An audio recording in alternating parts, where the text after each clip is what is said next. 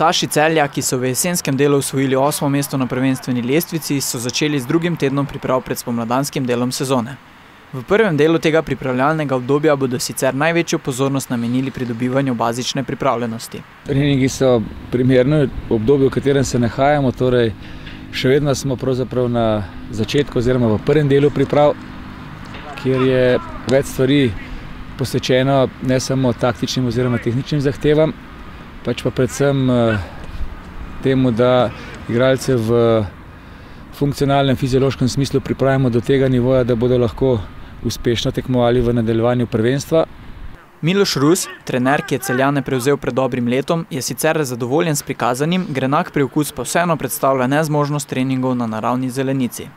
Zaenkrat teče vse po programu, ne glede na to, da je vreme lepo, da je toplo, brez padavin. V glavnem imamo nekaj težav, predvsem s tem, da moramo ves čas trenirati na podlagi z umetno travo, ki sicer ni najboljša.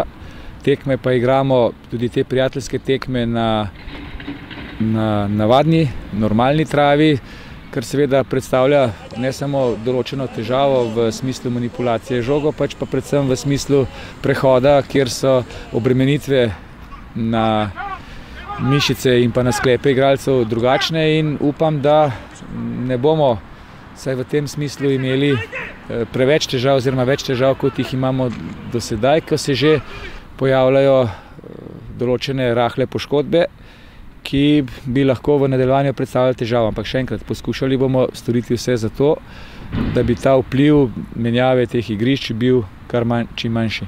V prvem delu sezone so imeli rumeno-modri kar nekaj težav s poškodbami in posledično s kratko klopjo, zato se je strokovno vodstvo odločilo tudi poiskati nekaj okrepitev, ki bi predstavljale dodano vrednost za ekipo.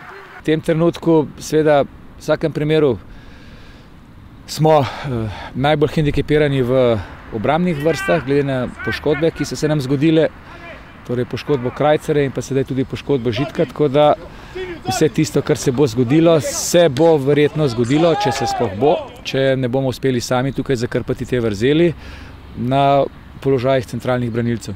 V zadnjem letu je zagotovo najbolj izpostavljen igralec članskega moštva ofenzivni vezist Benjamin Verbič, s 5 zadetki zaenkrat najboljši klubski strelec v tej sezoni. Benjamin je strnil pričakovanja pred pričetkom spomladanskega dela.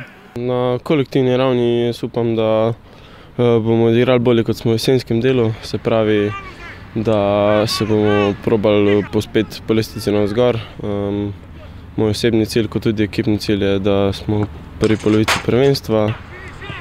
Jaz bom probal čim bolj ekipi pomagati, z mojim dobrim igrom bo tudi ekipi bolje, tako da upajmo na najboljše.